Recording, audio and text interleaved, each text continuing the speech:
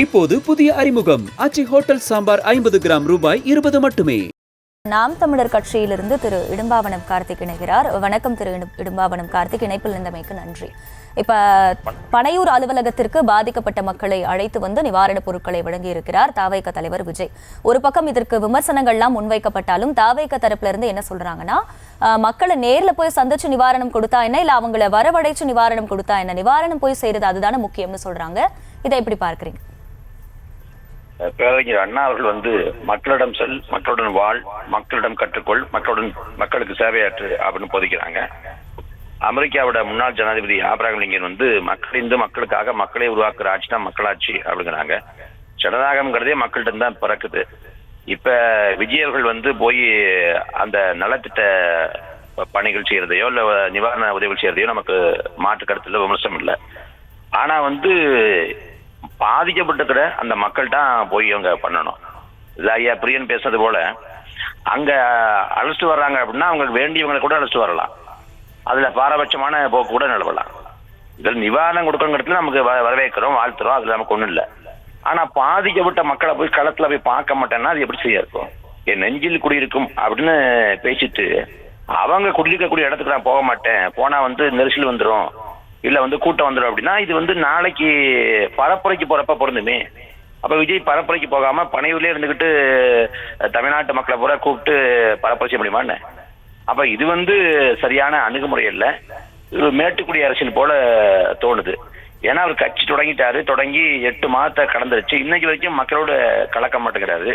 ஒரு பத்திரிகையாளர் சந்திப்பை இது வரைக்கும் எதிர்கொள்ளல. அதே போல அவர் விடுக்கக்கூடிய அறிக்கைகள்ல நேரடியா கட்சி பேரை சொல்ல மாட்டேங்கிறாரு. எல்லா பிரச்சனைக்குமாக வாய் திறக்க மாட்டேங்கிறாரு. இன்னைக்கு காவிரி சிக்கல், முல்லை பெரியாறு, பாலாறு குறித்து ஒரு வாய் திறக்கல. ஏன் திறக்கலன்னா நமக்கு காரணம் புரியும். காவிரி, முல்லை பெரியாறு, பாலாறு குறித்து வாய் திறந்தா அடுத்தா வரக்கூடிய விஜயோட கடைசி படம் அங்க கர்நாடகாவில், ஆந்திராவில், கேரளாவில் ஓடாது. பான் இந்தியா படமா கொண்டு வர முடியாது. அதனால ரொம்ப தெளிவா அதுக்கு வாய் திறக்கல. இங்க 2 பேரும் திராவிட கட்சி மீது விமர்சனம் வச்சுதான் மாற்றுங்கிற இயக்கம்ங்கிற மாற்று இயக்கத்துல கட்டுறாங்க. ஆனா அவர் தெளிவா அதிமுக நோக்கி எந்த விமர்சனத்தையும் இது வரைக்கும் வைக்கல. ஏன் அப்படின்னா அப்ப அதிமுக போலாங்கிற ஒரு எண்ணம் கூட இருக்கலாம், ஒரு ஓடத்துல அவங்களுக்கு ஒரு தெளிவா இருக்கலாம் அப்படின்னு நமக்கு தோணுது. இப்படி வர்றப்ப அவங்க வர்றப்ப எல்லாமே சந்திரபாத நோக்கத்தோட, அரசியல் ஆதாயத்தோட வர்றாங்க. மற்றவங்க எல்லாம் மாற்றுன்னு வந்தவங்க எல்லாம் ஒரு காலகட்டத்துக்கு பிறகு கரைஞ்சு போய் சமரசம் செய்து கொண்டு அவங்க சந்திரபாதிகளா மாறி போனாங்கன்னா இவர் வர்றப்பே இப்படிதான் வர்றாரு. மக்களை போய் சந்திக்கிறது என்ன பிரச்சனை? மன்னராட்சி காலத்தை கூட மன்னர்கள் மக்கள்கிட்ட போய் மார்வேடம் பூண்டு அவன் மக்களோட தேவை என்ன, மக்களுக்கு என்ன உதவி தேவைப்படுது அப்படின்னு கேட்டறிஞ்சிருக்காங்க. மன்னராட்சி காலத்தே மன்னர்கள் நகவலம் போயிருக்காங்கன்னா இது மக்களாட்சி. நம்ம மக்கள்கிட்ட போகணும், மக்களை நமக்கு வர வைக்க கூடாது. அரசியலுக்கு வர்றவரு இன்னமும் பனையூர் விட்டு வெளில வர மாட்டேங்கிறாரு. தமிழக வெற்றி கழகமா இல்ல பனையூர் வெற்றி கழகமான்னு கேள்வி எழுப்புற அளவுக்கு எல்லாமே பனையூர்லயே பண்ணுவேன் அப்படின்னா இது எப்படி சரியா இருக்கும்? அப்ப விஜய் அவர்கள் இந்த மேட்டுக்குடித்தனமான இந்த அணுகுமுறையை மாத்திக்கணும். அதுதான் அவருக்கு நல்லது. இதை நான் மட்டும் சொல்ல, அவரோட ரசிகர்களும் சொல்றாங்க இது தவறானது. நிவாரண பொருட்களை பாதிக்கப்பட்டிருக்கிற மக்களுக்கு தான் போய் கொடுத்தாகணும். நீங்க கொடுக்காம எல்லாரையும் பனையூருக்கு கூட்டு வருவேன்னா சரியானது இல்லை. அதுவும் இல்லாம நீங்க விழுப்புரத்துல நீங்க மாநாடு இடத்த இடம் கொடுத்த மக்கள் நீ பாதிக்கப்பட்டிருக்கிறாங்க. அந்த விழுப்புரம் மக்களுக்கு, விக்கிரவாண்டி மக்களுக்கு நீங்க நேர்ல போய் எதுவும் செய்ய மாட்டேன் அப்படின்னா அது எப்படி சரியா இருக்கும் அப்படின்னு கேட்கறாங்க. அந்த ஆதங்கத்துல ஒரு நியாயம் இருக்கு. அதனால விஜயர்கள் தனது அணுகுமுறையை மாற்றிக்கொள்ளணும். அதான் அவரோட அரசியலுக்கு நல்லதா இருக்கும்.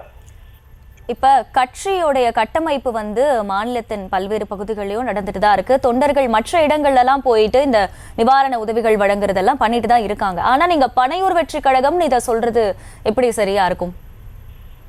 அதாங்க அவர் பனையூரை விட்டு வெளிலவே வர மாட்டேங்கிறாரு. இல்லங்க, ஆனா கட்சி சார்பா மற்ற இடங்கள்ல நடந்துட்டு தானே இருக்கு.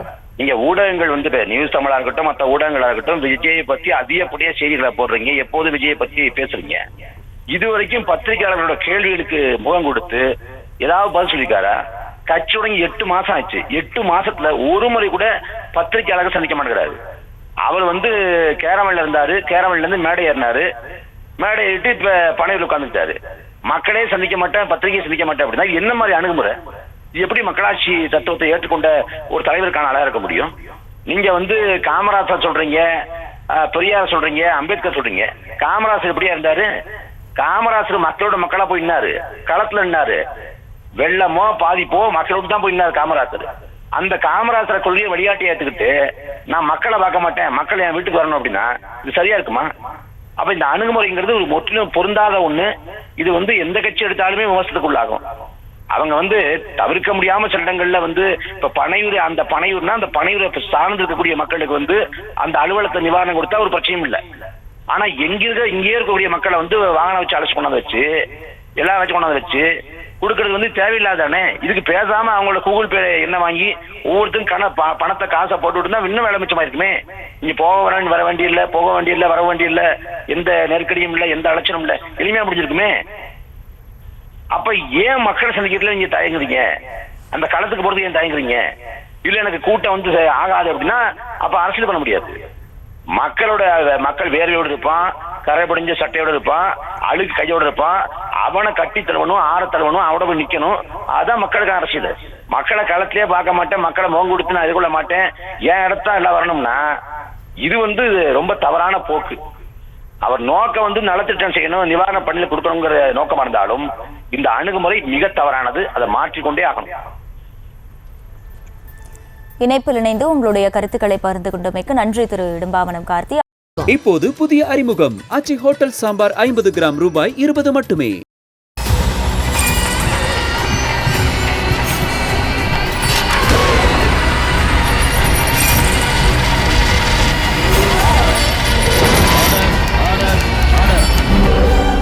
குற்றங்களின் மறுபரிமாணம் நிகழ்தகவு நமது நியூஸ் தமிழ் தொலைக்காட்சியில் விரைவில்.